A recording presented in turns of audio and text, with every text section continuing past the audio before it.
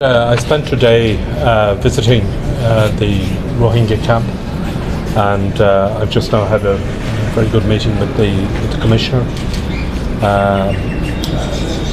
First of all, I think that Bangladesh and the Bangladeshi people, and in particular I think the people of the local community here in Cox's Bazar are to be commended for the work that they have done over the past 6 years in hosting the Rohingya people and providing them with facilities in which they can live.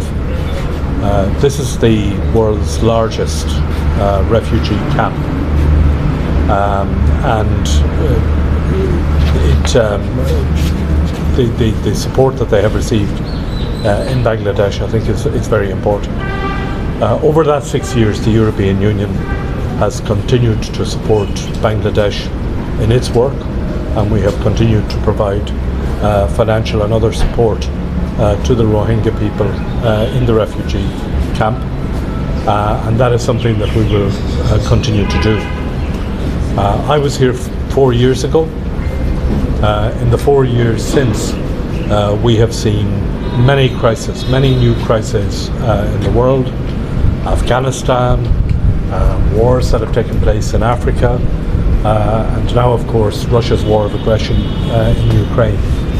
And the message that I want to communicate is that despite these many crises, the European Union will continue its support for the Rohingya people, for their right to return to their homeland.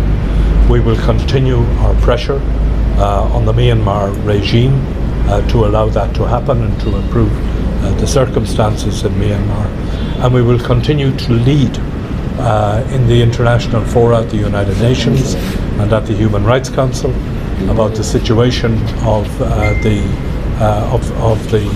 Rohingya. I had the opportunity today of talking with representatives of the refugees about the many challenges that they are facing, including the very worrying challenge regarding the reduction in the allowances for their food rations. Okay, thank you very much. But what is the expectation, your expectation in Myanmar situation? The situation in Myanmar is very serious, and it has got much worse since the military coup. The European Union does not recognise the military junta.